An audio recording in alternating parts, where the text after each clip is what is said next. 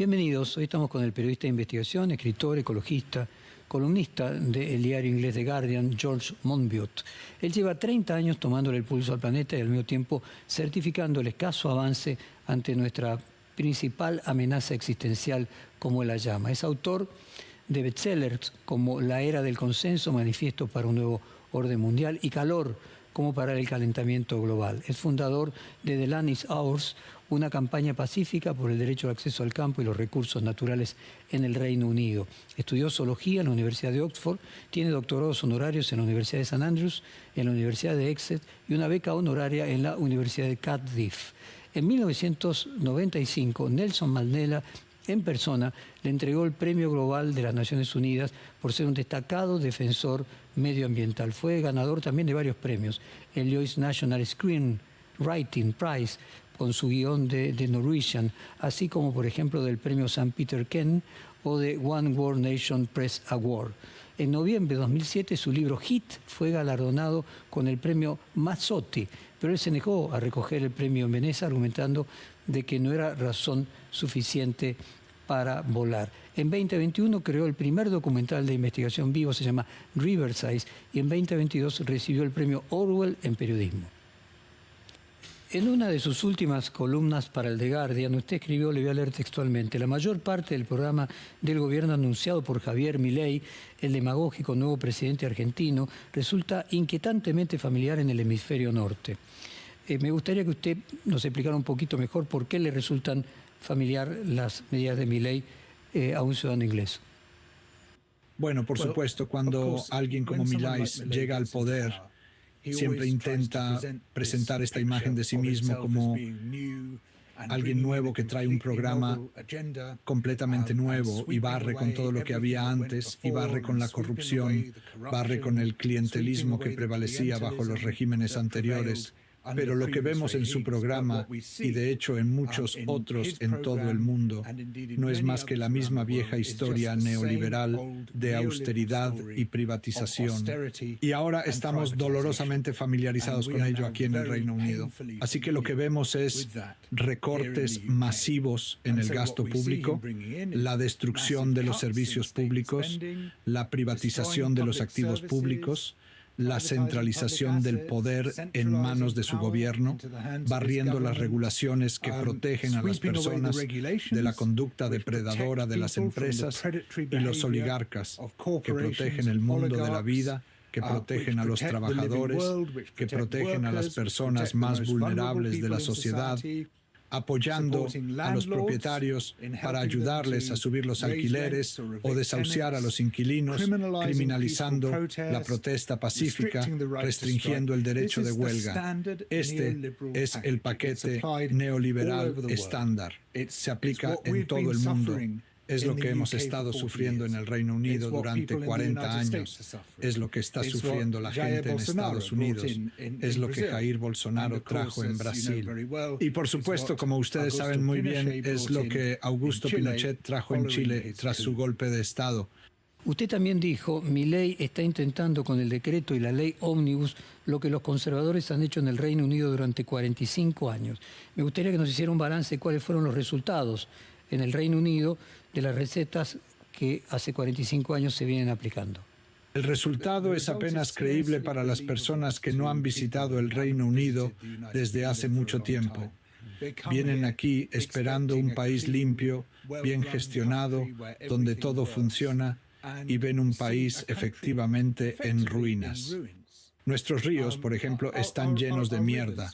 Ahora son cloacas a cielo abierto porque las compañías de agua privatizadas, en lugar de invertir en un alcantarillado adecuado, se limitan a verter la mierda directamente en los ríos.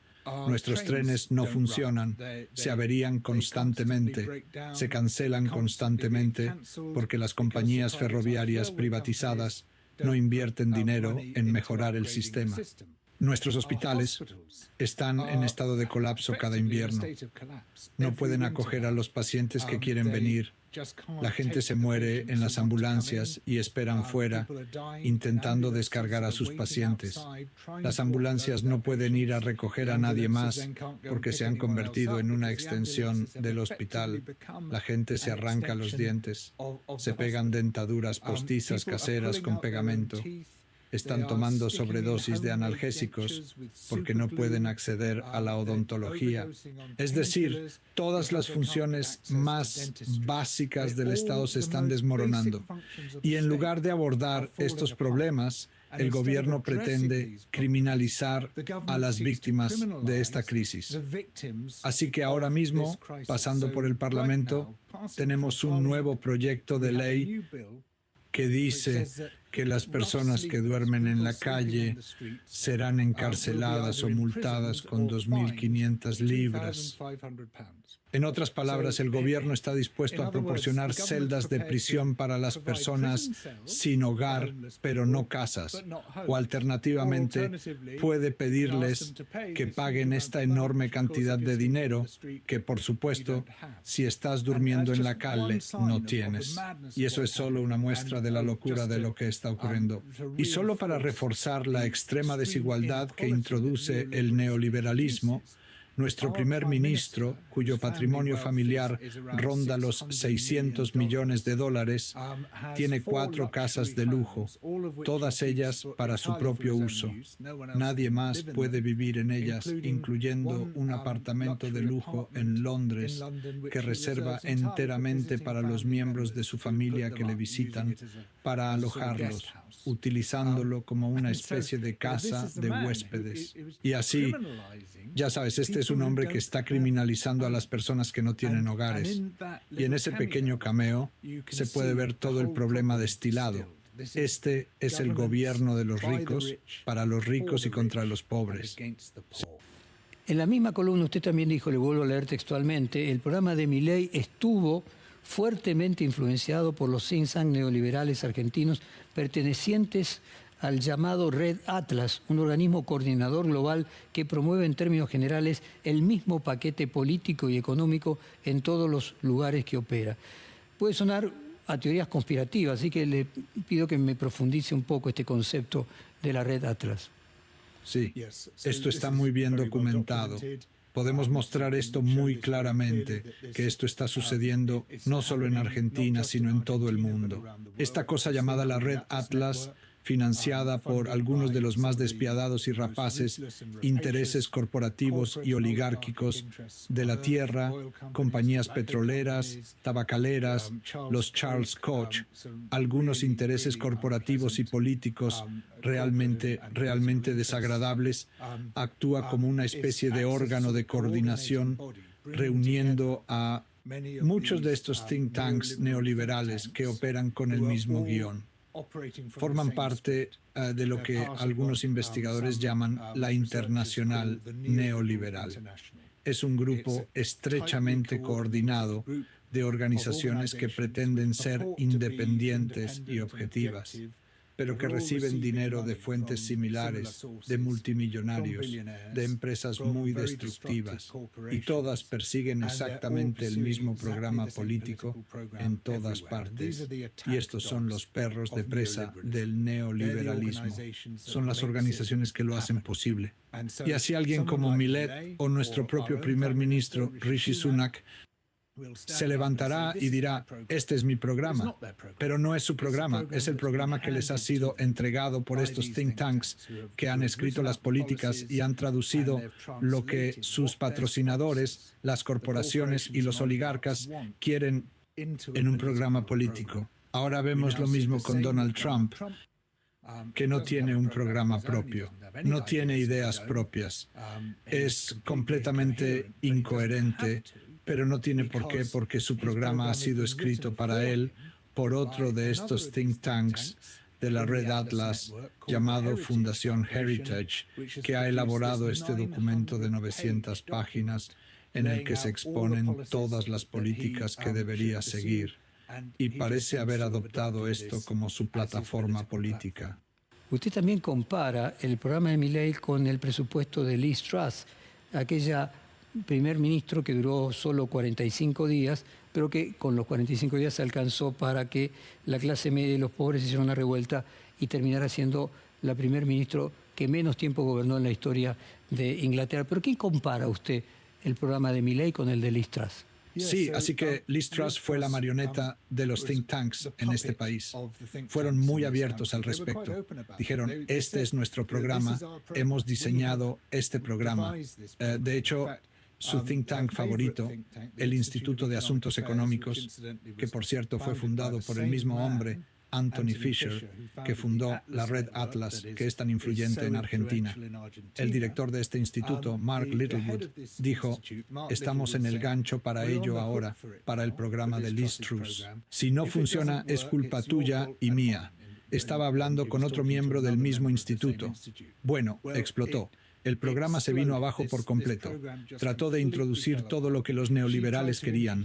Recortes masivos de impuestos para los ricos, recortes masivos en las regulaciones, recortes masivos en los servicios públicos. E irónicamente, lo que sucedió fue que los mercados financieros se asustaron. Dijeron que esto iba a hundir la economía. Y, por supuesto, eso se convirtió en una profecía autocumplida. Se hundió la economía y Liz Truss se vio obligada a dejar el cargo después de solo 44 días. Fue la primera ministra con el mandato más corto de la historia británica y se fue con los índices de aprobación más bajos que cualquier primer ministro ha tenido desde que se inventaron los índices de aprobación.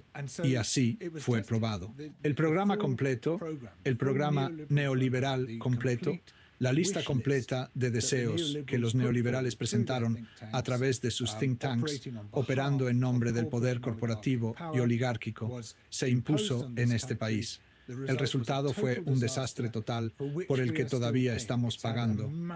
Ha tenido un impacto masivo en las vidas de la clase trabajadora y de la clase media porque ha causado un enorme trastorno económico. Usted utilizó la palabra liberal. Y nosotros aquí marcamos diferencias, dado que liberal puede tener muchas excepciones entre liberal clásico, como era Stuart Mills, neoliberal, como la Escuela Económica de Chicago, y libertario, como serían los paleoliberales. Pero entiendo que para usted la de palabra libertario y liberal pueden ser similares. Me gustaría que aclarase un accordatio termini de a qué nos estamos refiriendo cuando decimos liberal. Bueno, no podemos culpar a la gente por estar confundida. Todos estos términos son muy confusos. Y, por supuesto, la palabra liberal significa cosas completamente diferentes, porque puede ser un liberal social, lo que significa que estás a favor de la liberación sexual. Estás a favor de la liberación de la mujer, por ejemplo. Estás a favor de la igualdad matrimonial, ese tipo de cosas como liberal social, pero puede ser un liberal económico, lo que significa que estás a favor de derribar las regulaciones que protegen a los trabajadores y al mundo vivo. Son cosas completamente diferentes, así que no deberíamos usar las mismas palabras para designarlas. Pero neoliberal fue un término introducido específicamente por Friedrich Hayek y Ludwig von Mises y otros en los años 1930. Fue un término que se dieron a sí mismos y a su muy particular programa. Y fue una palabra que siguieron utilizando en los años 950 y luego de repente la abandonaron porque su reclamo a partir de entonces fue que esto ni siquiera es una doctrina, esto ni siquiera es una ideología, así es como funciona el mundo, esto es totalmente natural, es como una ley natural, como la evolución darwiniana, que es completamente falsa. Y entonces la gente dice, oh, bueno, no sabemos qué es esta cosa, no tiene nombre, sí tiene nombre, es el neoliberalismo. Y en realidad eso es diferente del liberalismo clásico o libertarianismo, porque en los viejos tiempos, si te remontas al siglo XIX, los comerciantes decían, laissez-nous faire, déjenos en paz, y persiguieron algo llamado economía del laissez-faire. Simplemente saquen al gobierno de nuestras vidas y déjenos seguir con eso. Y eso es lo que llamamos libertarianismo o liberalismo clásico. Pero en realidad el neoliberalismo es algo diferente, porque el neoliberalismo fue inventado durante la era democrática, cuando la mayoría de la gente tenía voto. Y no se podía dejar que las empresas siguieran adelante cuando la mayoría de la gente tenía voto, porque la gente vota contra la contaminación, vota contra la destrucción de los derechos de los trabajadores, votan contra la estafa a los consumidores, votan contra el comportamiento depredador de las empresas. Así que lo que tienes que hacer es tener un Estado activo, que en realidad derriba activamente las barreras a los negocios, encierra a los manifestantes, prohíbe las huelgas, impone leyes extremadamente antiliberales a todos los demás, con el fin de permitir que las empresas y los oligarcas hagan lo que quieran. Y eso es el neoliberalismo. El neoliberalismo no es simplemente dejar que las empresas hagan lo que quieran, es intervenir activamente para crear espacio político para las empresas. Esa es la diferencia entre libertarismo y neoliberalismo. Lo que Malay persigue no es libertarismo, es neoliberalismo. Volviendo al tema de la red Atlas, ¿hay alguna relación entre los medios, la red Atlas y la implantación de políticas neoliberales? Es una relación simbiótica, así que la red Atlas y los otros think tanks como él trabajan muy estrechamente con los principales medios de comunicación. De hecho, la mayor parte de esto se hace por debajo del radar. Y así podemos ver muy poco de lo que está pasando, pero solo de vez en cuando se obtiene alguna revelación de cómo funciona. Y una de ellas fue la autobiografía de un hombre que fundó un think tank en el Reino Unido llamado el Instituto Adam Smith, que creo que también es miembro de la red Atlas, y es un hombre llamado Madison Peary. Y escribió un libro jactándose de cómo lo hizo y cómo operaba, y hablaba de cómo todos los sábados él y los representantes del Instituto de Asuntos Económicos se sentaban con periodistas de alto nivel de los periódicos aquí en el Reino Unido, como el Daily Mail y el Telegraph, y planeaban lo que iban a hacer durante la semana. Y se ponían de acuerdo sobre cómo llevar a los conservadores al poder y cómo asegurarse de que los conservadores aplicaran la agenda neoliberal. Y cada vez que el Instituto Adam Smith o el Instituto de Asuntos Económicos sacaban un nuevo informe, le dedicaban una página entera en el Daily Mail, y el editor del Daily Mail les ayudaba a escribir los artículos de tal manera que tuvieran el máximo impacto. Y así, los think tanks y los medios multimillonarios son dos cabezas de la misma bestia. Operan juntos. Y lo que los medios hacen es reportar lo que dicen los think tanks como si fueran fuentes independientes y objetivas. O resulta que a esta brillante organización se le ha ocurrido esta nueva idea asombrosa. Creemos que es una idea fantástica y que todo el mundo debería aplicarla. Pero lo único que ocurre es que el poder multimillonario circula sin parar. Así que los multimillonarios y las corporaciones financian a los think tanks para que redacten estos informes. Y luego los multimillonarios que poseen los medios de comunicación nos hablan de esos informes y afirman que son independientes. Y entonces los políticos dicen, los medios de comunicación dicen que deberíamos estar haciendo esto. Eso es lo que obviamente quiere la gente, porque es lo que dicen los medios. Y así la voz de las corporaciones y los oligarcas se interpreta como la voz del pueblo. Y es un engaño masivo que es extremadamente peligroso para la democracia. Y, por ejemplo, le pregunto incluso a qué atribuye usted el crecimiento de la extrema derecha en Europa y si encuentra alguna relación con lo anterior, es decir, la participación del sistema comunicacional. Sí, está muy relacionado con esto. Este es un programa y es un programa que ha estado funcionando de manera coordinada desde finales de los años 40. Y ahora tenemos un gran archivo que documenta cómo lo hicieron, incluyendo los barcos de algunos de sus principales miembros, como Milton Friedman, diciendo, ya sabes, tuvimos que construir esto durante 30 años. Pero cuando llegó el momento, estábamos listos y pudimos dar un paso adelante con este programa en toda regla y utilizando los medios de comunicación, utilizando poderosos contactos en toda la sociedad, fueron capaces de introducir políticas que a menudo eran extremadamente impopulares en contra de la voluntad del pueblo. Y si no podías hacerlo por medios democráticos, bueno, entonces podías usar la doctrina del shock, podías usar desastres y crisis, podías utilizar golpes militares, como vimos en Chile, que algunos dicen que fue el primer lugar donde el programa neoliberal completo se puso en marcha en 1973. Yo no estoy de acuerdo. Creo que el primer lugar donde se puso en marcha fue la Indonesia de Suharto, unos años antes de eso. Suharto, un general indonesio apoyado por Estados Unidos, derrocó al anterior presidente, Sukarno, mató a 1 millón de personas que disentían de su programa e introdujo el neoliberalismo en toda Indonesia. Así que creo que en realidad Suharto fue el primero. Y eso se introdujo con el golpe más brutal y asesino que puedas imaginar, uno de los golpes más asesinos de la historia de la humanidad. Y luego hicieron algo muy similar en Chile en 1973, unos años más tarde. Pero este no es un movimiento democrático. Este es un movimiento que intenta luchar contra la democracia. Lo importante aquí es reconocer que la democracia es el problema que el capital siempre intenta resolver, y el neoliberalismo es una forma de resolverlo. En otra de sus columnas usted dice, muchos de quienes ascienden a posiciones de gran poder económico o político tienen trastornos de personalidad, particularmente narcisismo o psicopatía. ¿Por qué cree que líderes como Trump, Bolsonaro, Milei o por ejemplo el mundo empresarial como Elon Musk comparten algunos rasgos, la excentricidad, la agresión a sus rivales políticos, la mentira o la tergiversación de datos y al mismo tiempo son populares? Así que es una extraña paradoja, ¿no? Porque hay muchos trabajos psicológicos muy interesantes que demuestran que la gran mayoría de la gente es empática y altruista. Claro, todos tenemos algo de egoísmo y codicia, pero no son nuestros valores dominantes. Nuestros valores dominantes son los buenos valores, los valores comunitarios. Pero hay un 1% de la población que son personas que llamamos psicópatas, que son predominantemente egoístas y codiciosos.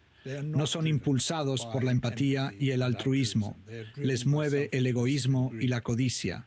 Y la situación paradójica es que somos una sociedad de altruistas gobernada por psicópatas. Permitimos que los psicópatas pasen a primer plano. Permitimos que nos dominen. Este es nuestro gran defecto. Y la torcedura del cerebro humano, lo que siempre sale mal, es la obediencia. Obedecemos a personas que no tienen nuestros intereses en mente. La gente dice que anteponemos nuestro instinto de supervivencia. No es así. Ponemos nuestro instinto de obediencia primero. Nuestro instinto de obediencia anula nuestro instinto de supervivencia.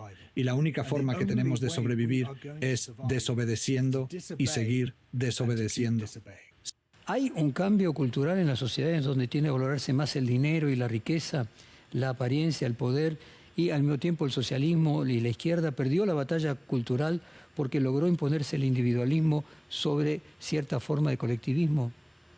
Sí, creo que es una cuestión muy importante que la mayoría de la gente en política ha pasado completamente por alto, que no se trata solo de política, es también una cultura y un cambio cultural muy poderoso.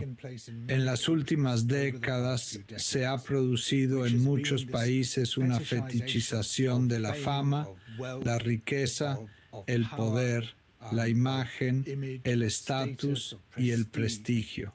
Y esto es lo que llamamos valores extrínsecos. Son valores que tienen que ver con cómo puedes presentarte ante los demás y parecer la gran persona. Y se trata de este tipo de motivación externa. Y luego la gente que busca recompensa, que busca elogios, son personas con un conjunto muy fuerte de valores extrínsecos, cosifican y explotan a otras personas, se comportan groseramente, se comportan agresivamente, no les importa su impacto en la gente, no quieren cooperar, no les interesa la comunidad, pero también tienen un conjunto muy fuerte de valores extrínsecos, a menudo muy frustrados, insatisfechos, estresados, ansiosos, enfadados, mientras que las personas con un fuerte conjunto de valores intrínsecos, que es lo contrario de los valores extrínsecos, tienen mucha empatía, intimidad, autoaceptación, están abiertos a los retos, abiertos al cambio, se interesan por los demás, son protectores del mundo viviente, y el problema es que la sociedad en su conjunto se ha ido desplazando hacia valores extrínsecos. Estamos moldeados en parte por el sistema político, que dice, ya sabes, si estamos en un sistema político que es cruel y codicioso, entonces internalizamos los valores de ese sistema y se convierten en nuestros valores. Y entonces el sistema político se vuelve aún más cruel y más codicioso, y lo interiorizamos. Por el contrario, si vives en un país amable, donde todo el mundo es atendido, entonces interiorizas esos valores. Y el problema es ese. Sabes, todo esto ha sido masivamente reforzado por la publicidad, por la comercialización de la sociedad, por el consumismo, por la obsesión de los medios con la fama y la moda. Todo esto refuerza los valores extrínsecos y nosotros interiorizamos esos valores extrínsecos y nos volvemos más extrínsecos. Y así, cuando aparece alguien como Trump o Milei, representan esos valores. Quiero decir, Trump y Milei son como monumentos andantes y parlantes a los valores extrínsecos. Todo es extrínseco para ellos. Se trata de ser el gran hombre. Y decimos, oh, ese es nuestro tipo de persona porque nos hemos vuelto extrínsecos. ¿Sabes? Si no queremos convertirnos en víctimas de estas terribles personas, tenemos que cultivar buenos valores, valores amables, empatía y comprensión y conexión con otras personas y autoaceptación. Y eso va mucho más allá de la política, pero afecta a todos los aspectos de nuestras vidas. Y si queremos que nos gobierne gente mejor, tenemos que sacar a relucir nuestros propios buenos valores. Usted asocia la riqueza con el poder político y las enfermedades mentales. ¿Entiendo bien? ¿Hay una crisis de salud mental a su juicio? Entonces, uno de los problemas del neoliberalismo es que interiorizamos sus afirmaciones. Y una afirmación fundamental del neoliberalismo es que la sociedad puede dividirse en ganadores y perdedores. Y los ganadores merecen ganar y los perdedores merecen perder. Si eres pobre, es por tu culpa. Es porque eres irresponsable, eres un inútil, no trabajas. Si eres rico, es por tu propia brillantez. Eres trabajador y emprendedor y eres un luchador. Y por supuesto, ya sabemos que esto no es cierto. Sabemos que la mayoría de las personas muy ricas son personas que han heredado su riqueza, han recibido un trato especial del gobierno, han tenido una muy buena educación, han tenido un montón de ventajas que les han ayudado a hacerse ricos. En cambio, la inmensa mayoría de los pobres nacieron pobres. No tienen ninguna de esas ventajas. Son explotados sin piedad por gente más rica y se les mantiene en su pobreza y sin embargo, subconscientemente, estamos constantemente absorbiendo esta historia que nos cuentan todo el tiempo. Los ganadores merecen ser los ganadores, los perdedores merecen ser los perdedores. Y creo que esa es una de las cosas que está impulsando nuestra crisis de salud mental. Interiorizamos la culpa. Estamos constantemente culpándonos a nosotros mismos por la situación en la que estamos, mientras que muchas veces lo que estamos enfrentando son fuerzas estructurales masivas mucho más grandes que nosotros, que no podemos cambiar por nosotros mismos. Y el problema es, creo que el problema fundamental es que el mayor cambio cultural que ha ocurrido en los últimos 50 años es que hemos sido persuadidos de no vernos más como ciudadanos, sino como consumidores. Y eso es muy conveniente para la gente poderosa porque los consumidores están aislados, los consumidores están solos, los consumidores solo intentan cambiar las cosas gastando su dinero. No puedes cambiar nada gastando tu dinero de forma diferente. La única manera de cambiar las cosas es juntarse con otras personas como ciudadanos políticos activos y crear movimientos de masas. Así es como se produce el cambio. Pero al decirnos que somos consumidores, al tratarnos como consumidores, los gobiernos nos atomizan y gobiernan. Nos dividen en unidades individuales y entonces no tenemos poder. George, usted dice que las narrativas son fundamentales para las transformaciones políticas y es la narrativa de la meritocracia, el individualismo, la que viene ganando terreno en la transformación, dejando atrás un siglo de sociedades de consenso y poniendo en riesgo, mi pregunta es si así fuera, valores democráticos. Las historias en política son extremadamente importantes y creo que uno de los fracasos de la izquierda ha sido no contar una nueva historia. Los neoliberales han contado su historia con mucho éxito. Antes, a partir de los años 30, los socialdemócratas contaron su historia con mucho éxito. Pero, ¿cuál es la nueva historia que la izquierda tiene que contar hoy? ¿Quién la cuenta? Ya sabes, Cuando la gente de la izquierda se levanta, o bien nos están pidiendo que volvamos a una era keynesiana, una era de socialdemocracia, y eso ya no funciona por varias razones, en parte porque la gente muy rica sabe cómo impedir que eso ocurra, pero en parte también porque estamos en una crisis medioambiental y seguir estimulando el consumo y estimulando el consumo, como hace la economía keynesiana, solo va a empeorar esa crisis. O la izquierda está diciendo, bueno, queremos un poco de neoliberalismo, pero no demasiado. Necesitamos tener nuestra propia historia distintiva. Una historia muy clara, una historia que suene y llegue a la gente. Y creo que tenemos una historia que podemos contar, una historia muy buena, una historia sobre la construcción de la comunidad desde la base, la construcción de una política de pertenencia, una política en la que todo el mundo pertenezca a su barrio, en la que todo el mundo sienta que tiene un interés local, en la que las decisiones políticas se tomen lo más localmente posible. Tenemos una política participativa como la de Porto Alegre, en Brasil, donde tenían un sistema de presupuestos participativos muy potente que cambió por completo la suerte de la ciudad. Creo que tenemos que descentralizar la política tanto como sea posible y crear comunidades fuertes y poderosas que abarquen a todos los que viven localmente, comunidades diversas, comunidades donde resida el poder y donde la gente pueda empezar a construir una nueva sociedad de abajo arriba.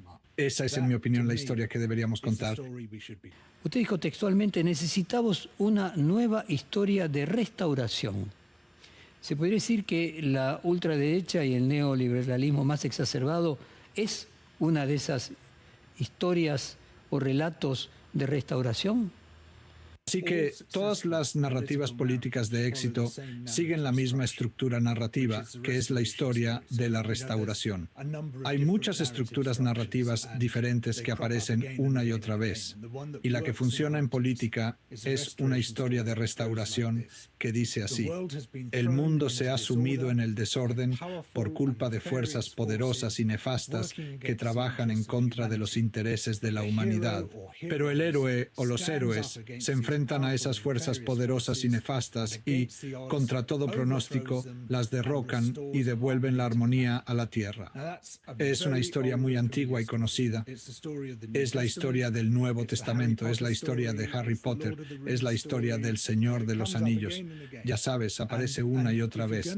Y si quieres tener éxito en política, tienes que adoptar esa estructura narrativa y usarla para contar la historia que quieres contar.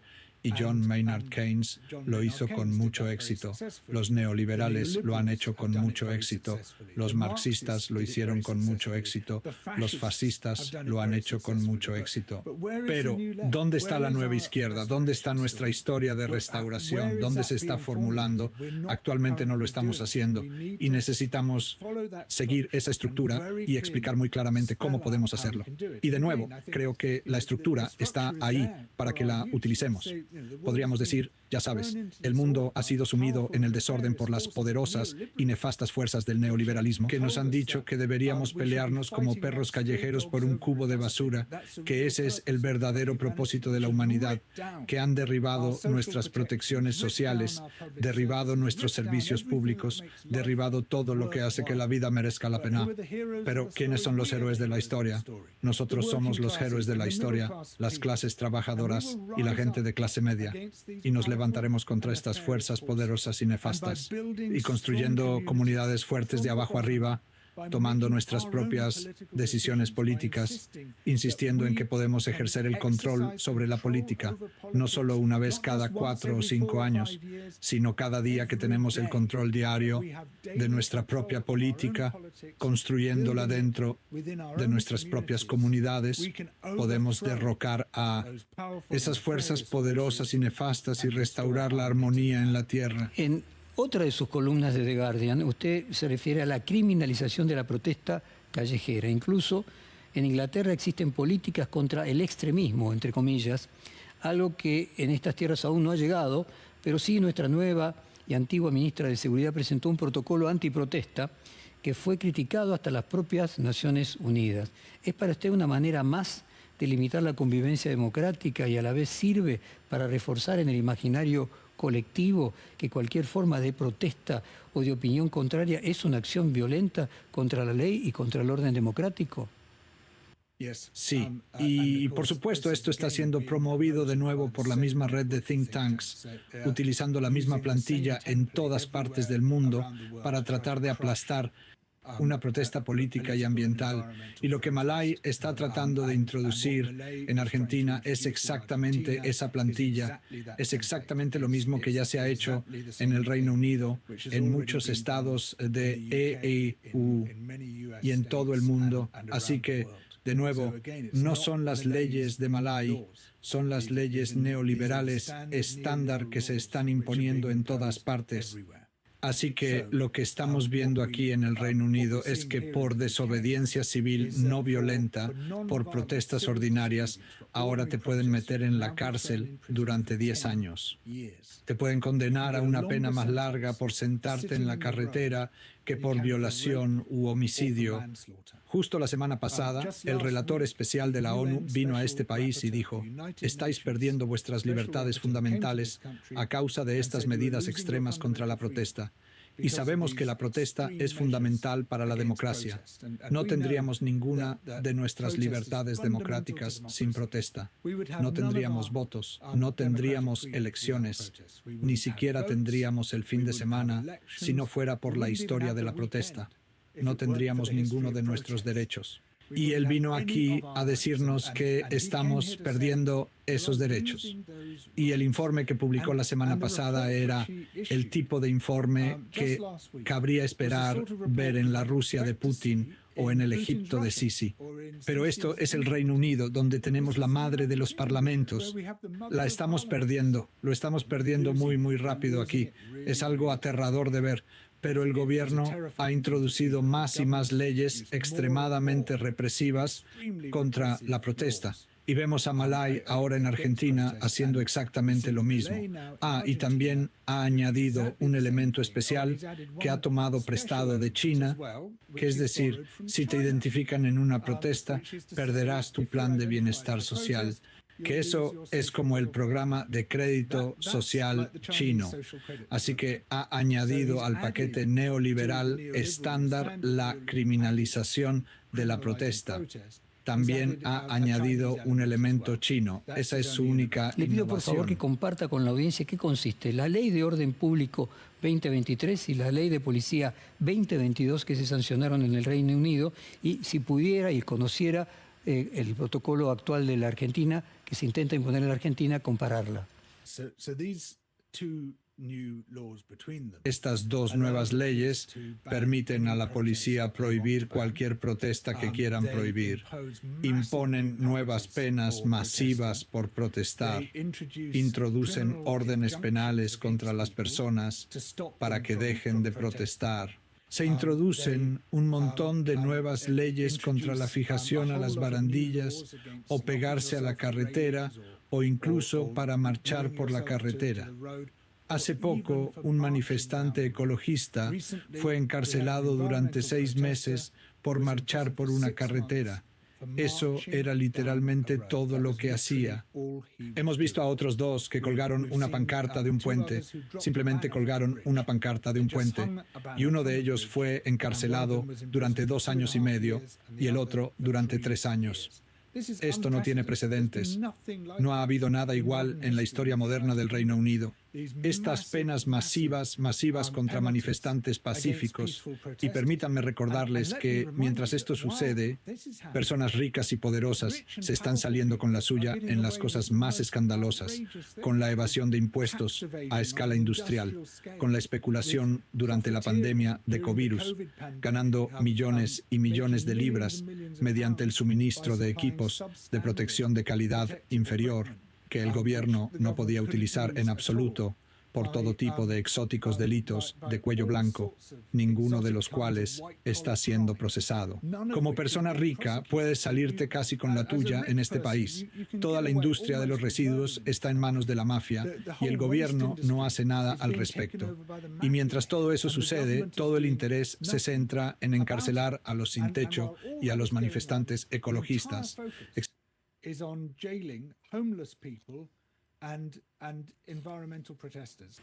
Desde que asumió Javier Milei hace poco más de 50 días, hubo dos manifestaciones importantes. Una de los movimientos sociales y otra un paro general de la principal unión sindical nacional. En ambos casos, la policía subió a los transportes públicos con teléfonos celulares para filmar a los pasajeros e identificar posibles asistentes a la manifestación. ¿Sucede algo similar en el Reino Unido? Y si no es así, ¿cómo cree que reaccionaría la ciudadanía inglesa y el resto del Reino Unido frente a la misma política? Exactamente lo mismo está sucediendo aquí. Hay vigilancia masiva de manifestantes. De hecho, durante mucho tiempo han estado utilizando policías encubiertos aquí en el Reino Unido para infiltrarse en los movimientos de protesta, para actuar como agente provocador, para tratar de persuadir a los manifestantes a cometer actos violentos, a cometer incendios provocados. Y luego, si consiguen persuadir a alguien para que lo haga, por supuesto, instantáneamente reciben una larga condena. Pero generalmente es la policía la que empieza esas cosas. Los propios movimientos de protesta son extremadamente no violentos, pero llega la policía y trata de convertir esos movimientos de protesta en violentos. Y entonces descubres que la persona que ha estado agitando eso es un agente de policía encubierto. De hecho, hemos tenido este horrible escándalo aquí en el Reino Unido, donde resultó que muchos de estos agentes de policía encubiertos, con el fin de mejorar su cobertura, formaron relaciones con mujeres manifestantes y en varios casos tuvieron hijos con ellas y luego simplemente desaparecieron de la faz de la tierra cuando su periodo de servicio llegó a su fin. Y esto fue una violación autorizada por el Estado. Fue avalada por la policía y el gobierno al más alto nivel. ¿Usted cree que categorías como socialismo, izquierda, como dice el presidente argentino, el colectivismo, son tomadas por la ultraderecha negacionista para asociarlos a la acción climática y la defensa de la ecología? Así que la extrema derecha tiene a los defensores del medio ambiente en su punto de mira. Y lo que hemos visto en varias partes del mundo es defensores del medio ambiente golpeados por matones de extrema derecha. Y esos matones de extrema derecha en realidad son alentados por los gobiernos en algunos lugares y trabajan en algunos países mano a mano con la policía. Y para la extrema derecha, atacar las medidas medioambientales ha demostrado ser muy popular porque pueden conseguir financiación de corporaciones y oligarcas. Es decir, detrás de cada movimiento de extrema derecha siempre hay gente muy rica. Ese ha sido el caso a lo largo de la historia, que cuando tienes un auge de extrema derecha y todos dicen que esta es la voz del pueblo, no, resulta que es la voz de los millonarios y los millonarios financian los movimientos de extrema derecha y los persuaden. No necesitan mucha persuasión, pero les animan a golpear a los socialistas, a golpear a los ecologistas, a golpear a cualquiera que se oponga a los intereses de la gente rica y poderosa. Y así, de repente hay toda esta nueva serie de teorías de la conspiración emitidas por actores de extrema derecha sobre gente como yo. Quiero decir, todos los días estoy sujeto a alguna teoría de la conspiración salvaje. Estoy tratando de hacer esto, estoy tratando de hacer eso, estoy actuando en nombre de fulano de tal. Todo falso, por supuesto. Es una de las armas que utiliza la extrema derecha. La política de extrema derecha sería imposible sin teorías conspirativas. Esa es la sangre vital de la extrema derecha. Y se puede ver con este aumento masivo de las teorías de la conspiración cómo la extrema derecha está operando. George, vamos a hacer un corte comercial y volvemos con más preguntas de aquí a poco.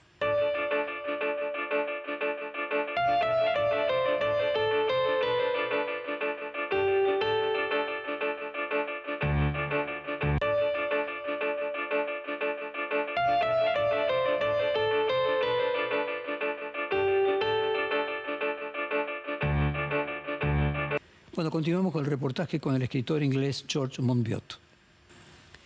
Una de sus últimas columnas en The Guardian la titula Populismo agrario, donde dice que hay un resurgimiento de la extrema derecha en Europa que está impulsando en gran medida en lo que podía llamarse el populismo agrario. En Europa hay protestas de agricultores en varios países, en Francia sobre todo, que se lo ve cortar rutas, depositar toneladas de estiércol en las puertas de edificios públicos y prácticamente lo pueden hacer con total libertad. Mi pregunta es si son más receptivos con las demandas de los agricultores y los distintos gobiernos, porque se asocia al campo y a los agricultores con los valores del nacionalismo y el alma propia de la nación. Sí, lo que vemos es un extraordinario doble rasero en toda Europa. Así, por ejemplo, en Alemania. Los movimientos de protesta ambiental totalmente pacíficos como Letziger y Letzigeneration son tratados como delincuencia organizada, son tratados como crimen organizado, y el gobierno impone penas masivas y encarcela a la gente solo por sentarse en la carretera. Pero entonces los granjeros rodean el centro de Berlín y lo cierran completamente con sus tractores. No detienen a nadie. En Francia, en este momento, hay agricultores que amontonan neumáticos en las autopistas y les prenden fuego. La policía no interviene, simplemente se apartan y les dejan seguir adelante. Y sin embargo, este movimiento ecologista pacífico en Francia de defensores de la tierra es prohibido porque aparentemente son ecoterroristas. Y vemos cosas similares sucediendo en toda Europa. Estos estándares completamente diferentes aplicados a los movimientos de agricultores que se aplican a los movimientos ecologistas. Y los movimientos de agricultores tienen un gran apoyo político por las razones que dices. Se les considera el pueblo real, el pueblo auténtico, los verdaderos representantes de la nación, y al igual que hace 100 años, están siendo abrazados por la extrema derecha. Y en Alemania vemos Alternativa para Deutschland, en Francia la Rassemblement National, vemos a los demócratas suecos, vemos a Fidesz en Hungría, vemos a los hermanos de Italia, la extrema derecha en los Países Bajos. Todos ellos abrazando a estos movimientos campesinos y diciendo, sí, este es el verdadero pueblo y nosotros lo defendemos. Y son parte de que ellos son la verdadera gente de la tierra y salen con estas nuevas teorías conspirativas para decir que lo que el gobierno realmente está tratando de hacer es expulsar a los agricultores y reemplazarlos con inmigrantes. Esto es exactamente lo que los fascistas y los nazis hacían hace 100 años en Europa. De hecho, hay un historiador llamado Robert Paxton y él dice, voy a citar, fue en el campo donde tanto Mussolini como Hitler ganaron sus primeros seguidores masivos y fueron los campesinos enojados quienes proporcionaron su primer electorado masivo. Y estamos viendo toda esta política jugando de nuevo, todo este populismo agrario de extrema derecha sucediendo de nuevo, y es aterrador lo poca gente que está preparada para hablar en contra de ello. Me encuentro en una posición muy aislada, hablando públicamente y diciendo que este es un momento peligroso. La conjunción de las protestas de los agricultores y la extrema derecha es muy, muy peligrosa. Ya hemos pasado por esto antes, pero la gente lo ha olvidado. Incluso vimos una situación en la que los agricultores colocaron sus tractores con la forma de la bandera Landvogt de los años 20, este movimiento agrario antisemita de los años 20. Ya sabes, están muy conscientemente tratando de reiterar que la historia, y no están diciendo que todos los agricultores que están protestando un fascista en absoluto, pero a los fascistas les encantan estas protestas de los agricultores. Última pregunta, George. Quiero ir 45 años para atrás y tratar de producir una asociación en aquel momento en que se instalaron en Inglaterra Margaret Thatcher las ideas neoliberales. Al principio la sociedad inglesa protestó y Margaret Thatcher perdió enormemente popularidad, pero apareció la guerra de Malvinas y hay teorías, le pido a usted a ver si no son paranoicas, que consideran que Margaret Thatcher tenía la información de que los militares argentinos tenían un plan de invadir Malvinas y que ella los dejó llegar y no hizo acciones defensivas previas porque esa guerra le iba a convenir a ella para salir triunfantes y ser reelecta. No sé si es una hipótesis demasiado exagerada que si no hubiera existido la guerra de las Malvinas, Margaret Thatcher hubiera perdido las elecciones que tenía por delante al año siguiente, que al mismo tiempo el neoliberalismo no hubiese podido ser implantado. Y si hay alguna relación entre el neoliberalismo que estaba implantando en ese momento Margaret Thatcher y al mismo tiempo que sus aliados en la guerra de Malvinas eran los otros dos modelos neoliberales, el de Ronald Reagan en Estados Unidos y el de Augusto Pinochet en Chile. Somos muy conscientes en el Reino Unido de que la guerra de las Malvinas fue una gran oportunidad para Margaret Thatcher y ella la acogió con satisfacción. Estaba realmente encantada de tener esa oportunidad para plantar la bandera y pedir a la gente del país que se uniera en torno a la bandera porque estábamos amenazados. Bueno, por supuesto, en realidad no estábamos amenazados por Argentina. Algunos ganaderos de ovejas y las últimas Malvinas podrían haber estado bajo amenaza de los militares argentinos. Pero fue, ya sabes, una guerra ridícula, francamente. Pero ya sabes, y por supuesto ya sabes, la dictadura argentina fue también un gobierno horrible.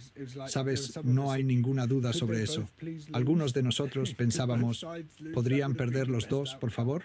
¿Podrían perder ambas partes? Ese habría sido el mejor resultado. Pero lo que ella fue capaz de hacer fue proclamar la victoria y decir que sus palabras eran regocijarse, simplemente regocijarse, y luego posicionarse como esta figura victoriosa, sosteniendo su escudo y su tridente, la encarnación misma de Britania, gobernando las olas. Y eso creó un gran auge populista que luego le permitió ganar las siguientes elecciones, que convocó muy poco después para capitalizar ese éxito en las Malvinas. Quiero ser bien concreto, contrafácticamente, simplemente a nivel de estudio de ciencias sociales. Si no hubiera habido guerra de Malvinas, Margaret Thatcher hubiera perdido las elecciones, las primeras que enfrentaba como primer ministro, y las ideas neoliberales no se hubieran podido aplicar en su país. Sí. Quiero decir, es muy posible. Quiero decir, tenemos que recordar que ella ya estaba en el poder, así que hizo una. Había ganado una elección, pero a medida que su programa comenzó a ser implementado, la gente estaba horrorizada por ello. Odiaban lo que se estaba haciendo y parecía que iba a perder las próximas elecciones. Así que creo que sin esa guerra, bien podría haber perdido las próximas elecciones. Podría haberlas perdido fácilmente. Y entonces la política aquí habría tomado un giro muy diferente y no habríamos acabado con 45 años de neoliberalismo. George Monbiot, muchas gracias por esta interesante hora de conversación. Ha sido un gran placer hablar con usted. Lo mismo para mí. Gracias.